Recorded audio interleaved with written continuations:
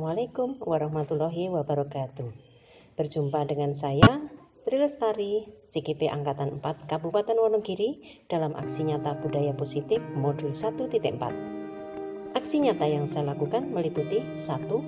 Sosialisasi kepada stakeholder sekolah. 2. Membuat kesepakatan kelas. 3. Melakukan refleksi.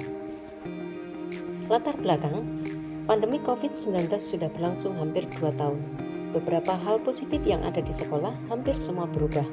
Budaya positif yang perlu ditumbuhkan memiliki bentuk yang beragam yang bersandar pada kepercayaan dan nilai-nilai yang dominan di sekolah masing-masing. Budaya positif berisi kebiasaan-kebiasaan yang disepakati bersama dan dijalankan di sekolah. Keberhasilan pelaksanaan budaya positif ini perlu kolaborasi antara kepala sekolah, guru, staf, orang tua, dan siswa itu sendiri. Mulai bulan November 2021, pembelajaran tatap muka terbatas mulai diterapkan di sekolah-sekolah.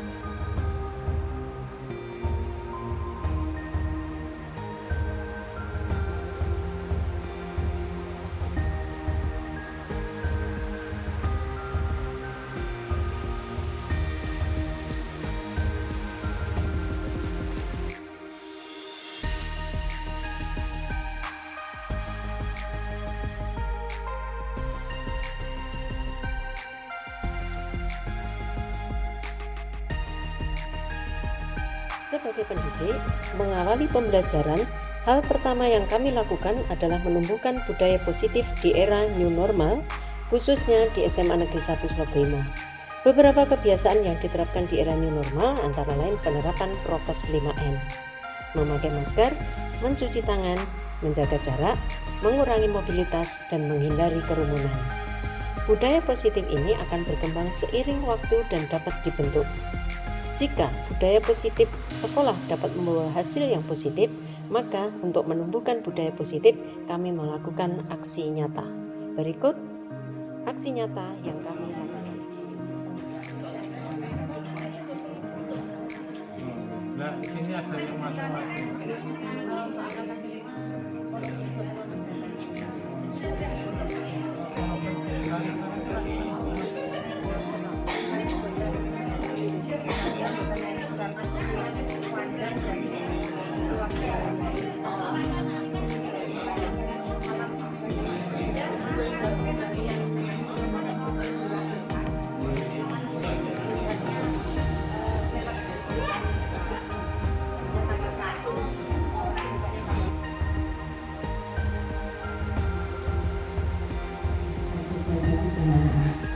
Bapak Ibu, filsafat pendidikan diajar di Langgawa atau selanjutnya saya mengingatnya dengan KHJ seperti yang kami terima, bahwa pendidikan itu tuntunan. Pada materi yang kami terima atau yang kami pahami, tuntunan ini dianalogikan seperti seorang petani. Jadi menanam, kita juga harus tahu tanaman yang kita tanam itu membutuhkan nutrisi apa. Bukan kita memaksakan kamu harus tumbuh, kamu harus membelok, kamu harus bengkok, kamu harus berbuah setelah 2 bulan, tidak. Tetapi kita memberikan nutrisi, kebutuhan, kemudian mengarahkan, memberi contoh pada anak-anak kita. Itu yang filsafat pendidikan yang berdiantara seperti itu.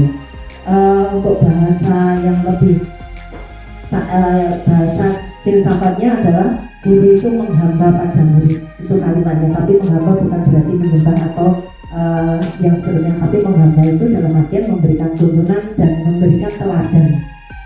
Itu pemikiran yang Dirgantoro yang menjadi dasar pemikiran untuk pendidikan era saat ini. Kemudian dasar kerja pendidik menurut KHJ, kenapa ini saya sampaikan, karena pendidikan yang sekarang itu ditarik dari pemikiran Dirgantoro. Maka tujuan akhir dari pendidikan saat ini adalah profil pelajar Pancasila yang memuat berapa karakter Bapak Ibu?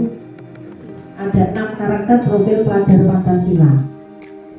Nah, dasar kerja yang ditarik dari pemikiran KHJ itu dari trilogi pendidikan atau trilogi pendidikan Ing Arso Singkulodo, Ing Madyo Mangunkarso, Tuturi Handayani. Ini saya tidak perlu menjelaskan atau menyampaikan pada Bapak Ibu semuanya. Ini saya yakin semuanya sudah hafal. Di depan menjadi contoh di tengah itu mendorong, di belakang itu mengikuti begitu. Kemudian sistem pendidikan yang dikenalkan oleh pemikiran KHJ ini sebenarnya belum ada buku yang secara eksplisit membahas tentang pemikiran KHJ. Dari narasumber yang kami terima dari tangan siswa itu belum membuat buku yang secara resmi ini pemikiran KHJ belum ada, tetapi sampai saat ini pemikiran KHJ itu baru sampai pada istilahnya sariswara. Sariswara itu baru disarikan dari berbagai sumber yang itu belum dibukukan secara resmi. Nah, sistem pendidikan yang diperkenalkan adalah dengan sistem trimong atau sistem pandang. Yang pertama momong, merawat dengan penuh kasih sayang sambil menanamkan kebiasaan baik. Jadi ini mungkin sudah kita lakukan ya dengan anak didik kita, memberi kasih sayang pada anak-anak, kemudian menanamkan kebiasaan baik, itu sudah insya Allah sudah dilakukan oleh kita semua. Yang kedua ada among. Among itu memberi contoh tentang baik dan buruk. Ini pun saya yakin juga Bapak Ibu sudah melakukannya, memberi contoh baik dan buruk, baik dengan keteladanan maupun itu disampaikan secara verbal. Dengan menunjuk pada contoh-contoh sikap tertentu, ini salah, ini baik, ini boleh, ini tidak. Tentunya kita sudah melakukan hal seperti semacam itu. Yang ketiga, sistem pendidikan yang digunakan adalah ngomong. Mengamati, merawat, menjaga agar anak mampu mengembangkan dirinya, bertanggung jawab dan disiplin berdasarkan nilai-nilai yang dimiliki sesuai kodratnya. Sesuai kodratnya ini Bapak Ibu di pemikiran KHJ itu ada istilah yang namanya kodrat zaman dan kodrat alam. Kodrat zaman kita mendidik anak sesuai eranya. Jadi tidak bisa misalnya saya era 80-an atau era SMP 80-an kemudian kita terapkan untuk mendidik anak-anak di zaman sekarang. Ini eranya sudah berbeda. Jadi kita mendidik anak-anak memberi contoh itu sesuai eranya. Itu kodrat alam. Kemudian kodrat zaman. Yang kodrat alam pendidikan sudah disesuaikan dengan tingkatan perkembangan peserta didik. Misalnya di tingkat TK sama PAUD itu adalah kurikulumnya bermain. Kemudian di tingkat SMP itu sudah mulai bermainnya berkurang, sudah mulai mengenal analisis. Kemudian yang SMA ini memang seharusnya di perkembangan zamannya anak-anak SMA itu kemampuan analisisnya harus sudah terbentuk. Tapi mungkin pada saat ini di era pandemi ini kemampuan itu mungkin agak berkurang. Kalau beberapa media mungkin memberitakan kalau dulu itu 80% hasil pembelajaran itu dicapai secara kognitif, afektif dan psikomotor itu dicapai siswa. Tapi setelah pandemi ternyata pencapaian itu mengalami penurunan. Ini saya baca kemarin di kalau tidak salah di kompas.com itu seperti itu. Yang selanjutnya untuk aktivitas pendidikan, aktivitas itu keberhasilan pendidikan itu kalau menurut pemikiran KHJ ini ada tripusat pendidikan. Keberhasilan pendidikan yang pertama ditentukan oleh keluarga, mendidik budi pekerti dan laku sosial. Kemudian yang kedua adalah perguruan. Perguruan itu ya balai wiyata, tempat di mana anak tersebut untuk mengenyam pendidikan. Kemudian pergerakan pemuda. Pergerakan pemuda itu sebagai merdekanya kaum pemuda itu memiliki organisasi selain di balai wiyata. Jadi kita berkewajiban untuk mendidik anak-anak itu di organisasi-organisasi yang ada.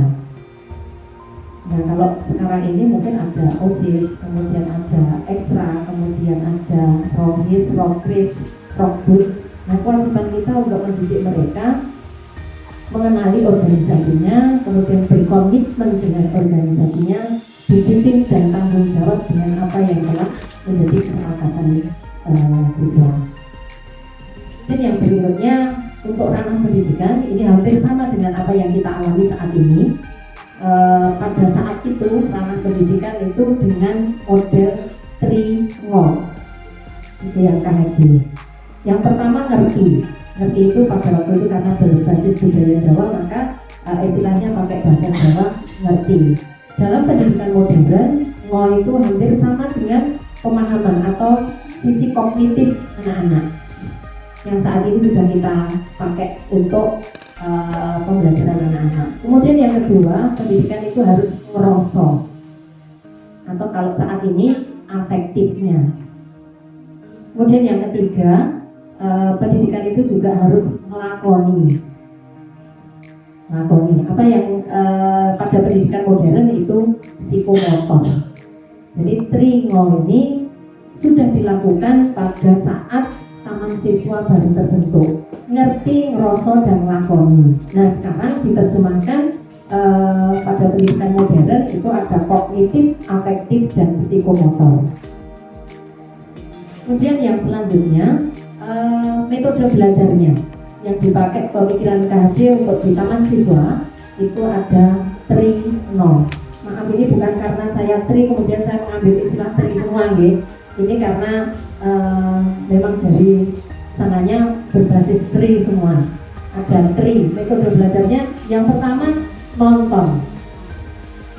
nonton itu bisa melihat, bisa mengamati, bisa observasi, banyak hal dari nonton ini. Nah, apakah nonton ini bisa diimplementasikan pada dunia pendidikan sekarang? Bisa.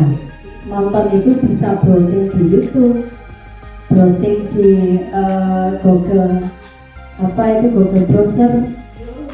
Kemudian nonton itu bisa melalui media sosial, karena media sosial sekarang ini sangat luar biasa. Bapak Ibu, tidak ada filter, semua yang baik, buruk, sesuai untuk anak, bahkan tidak sesuai pun bisa kita akses setiap hari, setiap menit, bahkan setiap detik. Yang kedua, setelah nonton apa? Niteni. Ini yang menjadi kebiasaan masyarakat kita. Seperti contohnya para petani itu nonton rasi bintang, kemudian niteni. Ketika rasi bintang X muncul, maka ini sudah waktunya untuk musim tanam padi.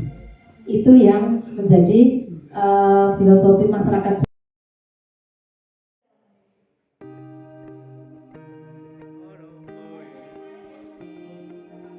Sudah ketemu kalian tuliskan, kalian bacakan. Nanti saya ketik di sini, kita sepakati di kelas, oke? Sekarang 5 menit silakan membuat resolusi. Di tempat yang sudah ditentukan belum? Parkir di tempat. Ya, bisa disepakati untuk semua siswa.